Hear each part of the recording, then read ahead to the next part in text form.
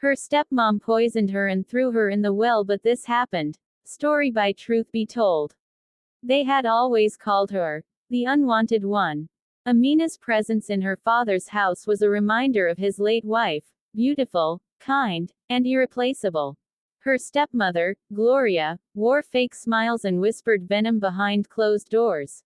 She hated Amina, not because the girl ever wronged her, but because Amina shined with a light that dimmed her own daughters. Amina was barely 16 when it happened. Quiet, respectful, and brilliant in school, always topping her class, always praised by teachers, always loved by the neighbors. Gloria couldn't stand the comparison anymore. The more her own daughter failed, the more her jealousy grew. One evening, after dinner, Amina began to feel dizzy. Her vision blurred, her heart raced, and her stomach turned. Gloria watched her silently, a cruel smirk tugging at her lips. "Go lie down," she said sweetly. But Amina never made it to her bed. She collapsed on the hallway floor, unconscious. Gloria panicked. Not with guilt, but fear of being caught. She dragged the girl's limp body out through the back door. It was raining. The ground was slippery, but she managed. Behind the house was an old, abandoned well, covered in weeds, forgotten by time. Without a second thought, she pushed Amina in. No one saw her. Or so she thought. The next morning, she lied. Said Amina left the house to visit a friend and never came back. Her father was shattered. He cried like a child, running from house to house looking for his daughter. The police were called, search teams formed. But days turned into weeks. There was no trace of her. And Gloria pretended to mourn with them. But Amina didn't die. Somehow, the poison didn't finish her. And the fall didn't kill her either. Her body landed on an old wooden platform lodged halfway down the well, covered in grime and rats. For days, she drifted between life and death. Her body weak, but her soul stubborn. She clawed at the walls, screamed when she could, cried when she couldn't. Then, one night, a young boy named Sammy, chasing a stray goat, heard faint whimpering from the well. He ran to get help. By morning, rescue workers pulled Amina out. Her body was bruised, her skin pale, but she was alive. When the truth came out, when she whispered Gloria's name from her hospital bed, the entire town shook with rage. Gloria was arrested. Neighbors stormed the compound, furious that they had trusted a woman so vile. Amina's father collapsed in shame and sorrow.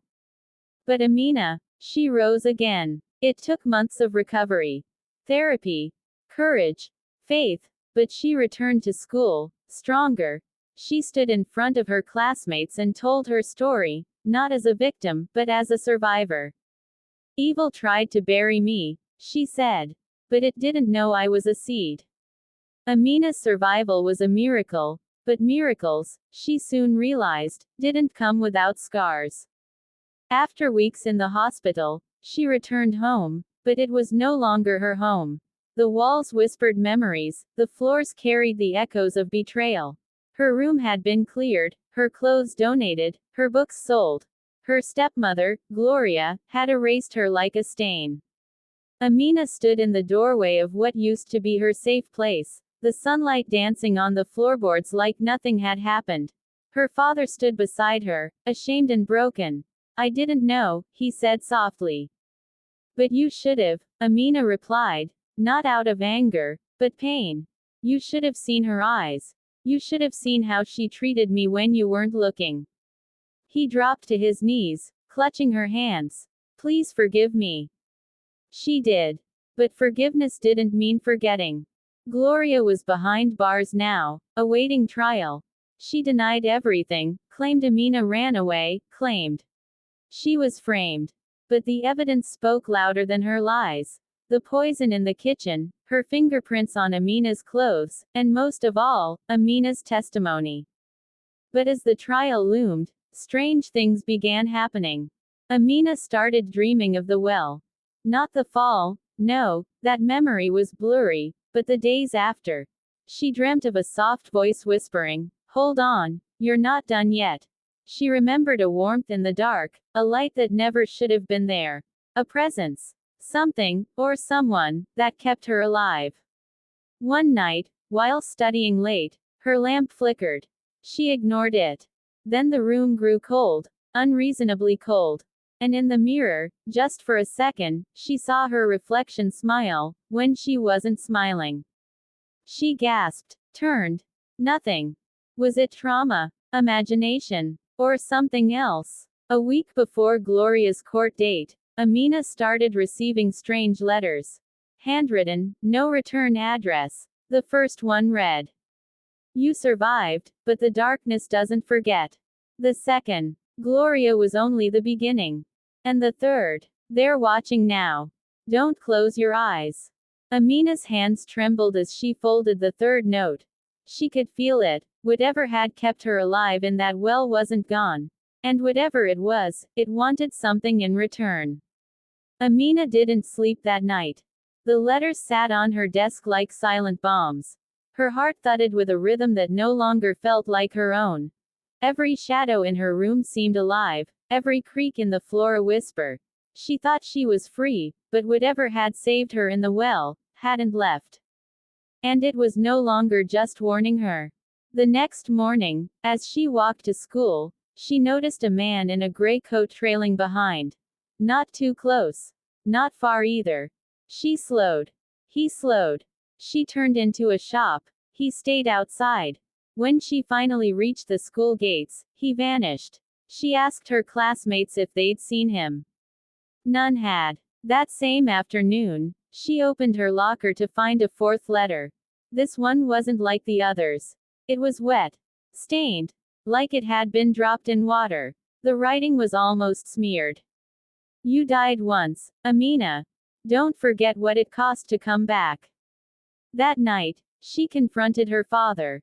Told him everything. The dreams. The mirror. The man in the coat.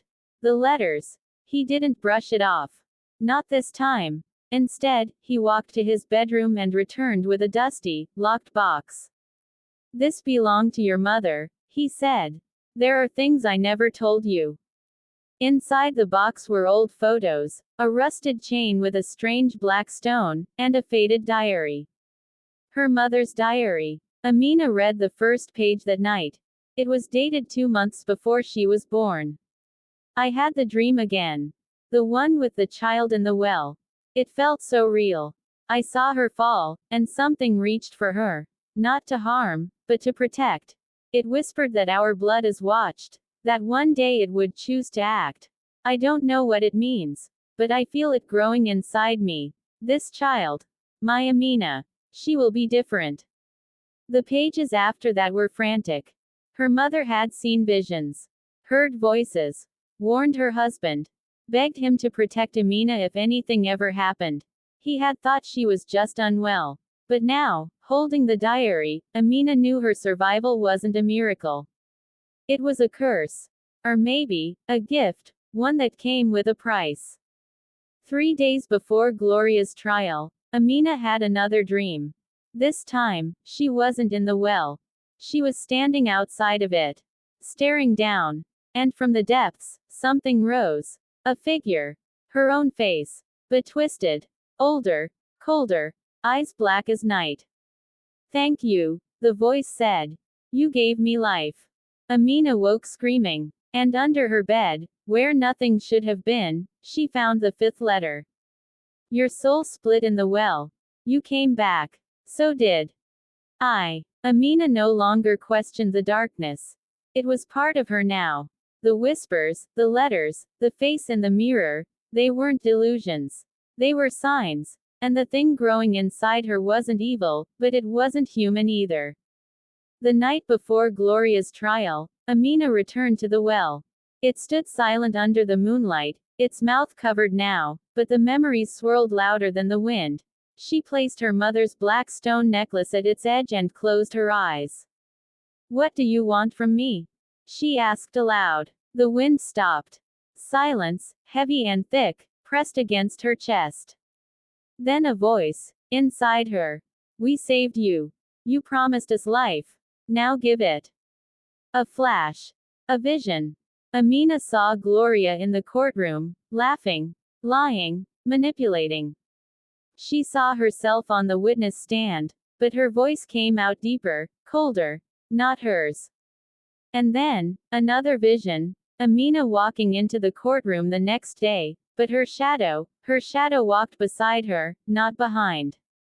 Two of her. The trial day arrived. Amina entered, calm but pale. Her father gripped her hand. Gloria, in chains, scoffed at her. Still faking your sweet little survivor face. She sneered. But Amina didn't reply. She only smiled. When she took the witness stand, something shifted. The courtroom lights flickered. Amina's voice echoed stronger than it should. Her words were clear, sharp, but laced with something deeper, something older. When she pointed at Gloria and said, "She poisoned me, then dropped me into the well like a secret," the entire room chilled. And then came the final blow. A girl entered the courtroom, holding the necklace Amina had left at the well. But it wasn't just a girl, it was her. Amina. But not the Amina on the witness stand. This one had darker eyes, a fainter breath, and a half-smile that didn't belong to the living.